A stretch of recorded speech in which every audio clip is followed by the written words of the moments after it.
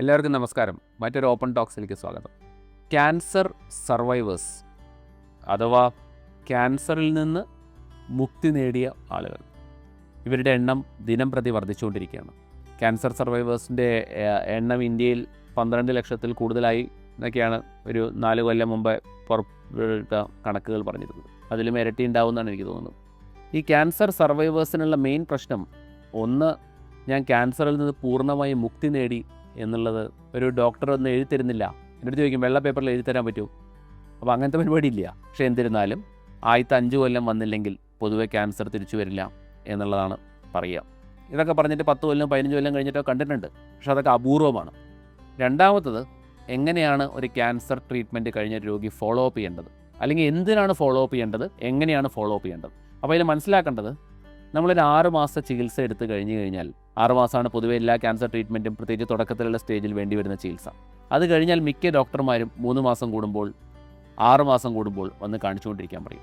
എന്തുകൊണ്ടാണ് കാണിച്ചുകൊണ്ടിരിക്കാൻ പറയണമെന്ന് ചോദിച്ചു കഴിഞ്ഞാൽ, പുതിയതായിട്ട് വേറെ വല്ല ഭാഗങ്ങളിൽ വരുന്നുണ്ടോ, അങ്ങനെ ഉണ്ടെങ്കിൽ നേരത്തെ കണ്ടുപിടിക്കാൻ പറ്റുമോ?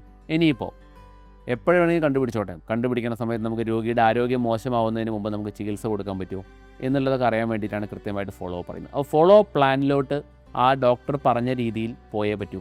കാരണം പ്രത്യേകിച്ച് 1 കൊല്ലം 2 കൊല്ലം 3 കൊല്ലം കഴിഞ്ഞിട്ട് ചില രോഗികൾക്ക് അസുഖം തിരിച്ചു വരുന്നത് കണ്ടിട്ടുണ്ട്. ഏത് ക്യാൻസർ ആവട്ടെ, അണ്ഡാശയ ക്യാൻസർ ആവട്ടെ, ഗർഭപാത്രം ആവട്ടെ, ഓവറി ആവട്ടെ, ബ്രസ്റ്റ് ആവട്ടെ, ലങ് ക്യാൻസർ ആവട്ടെ, എന്നതാവട്ടെ, 1-ാം സ്റ്റേജിൽ പോലും ഫോളോ അപ്പ് ചെയ്യണം എന്നുള്ളതാണ് പഠനങ്ങൾ കണ്ടിട്ടുള്ളത്. എന്ന് വെച്ച് നമ്മൾ ഭയപ്പെട്ടിരിക്കണം എന്നല്ല.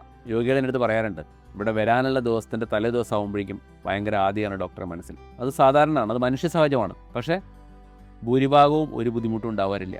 പക്ഷേ എന്നാലും നമ്മൾ ഫോളോ അപ്പ് പ്ലാൻ കൃത്യമായിട്ട് മനസ്സിലാക്കണം, അത് കൃത്യമായി റിവ്യൂ ചെയ്തുകൊണ്ടിരിക്കണം.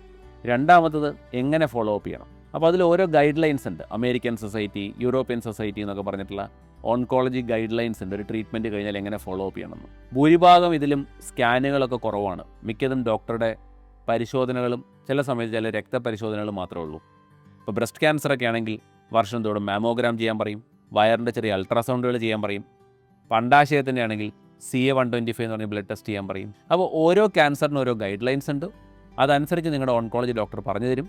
അതനുസരിച്ച് നിങ്ങൾ കൃത്യമായിട്ട് ഫോളോ അപ്പ് നടത്തിക്കൊണ്ടിരിക്കണം. പിന്നെയുള്ള ഏറ്റവും വലിയ ആദ്യം എന്താണെന്ന് വെച്ച് കഴിഞ്ഞാൽ, സാധാരണ ജീവിതത്തിലേക്ക് തിരിച്ചു വരാൻ പറ്റുമോ? പൂർണ്ണമായിട്ട് തിരിച്ചു വരാം. നിങ്ങൾക്ക് നിങ്ങളുടെ ജോലികളെല്ലാം ചെയ്യാം. ഇപ്പോൾ വീട്ടമ്മയാവട്ടെ, അല്ലെങ്കിൽ നിങ്ങളൊരു അധ്യാപകനാവട്ടെ, അധ്യാപികയാവട്ടെ, നിങ്ങൾക്ക് എന്തൊക്കെയുണ്ടോ അതൊക്കെ നിങ്ങൾക്കെല്ലാം ചെയ്തുകൊണ്ടിരിക്കാം.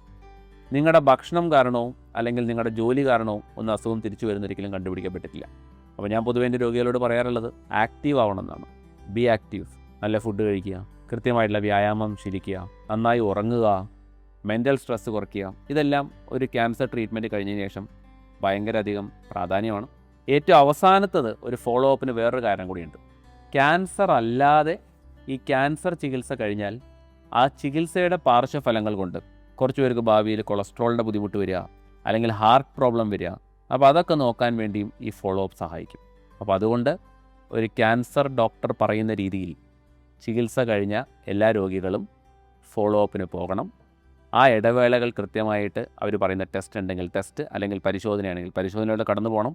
അതൊരിക്കലും ഭയപ്പെടുത്തുന്നതിന് വേണ്ടിയല്ല, അത് കൃത്യമായി നമ്മൾ മോണിറ്റർ ചെയ്യാൻ വേണ്ടി മാത്രമാണ്. Thank you.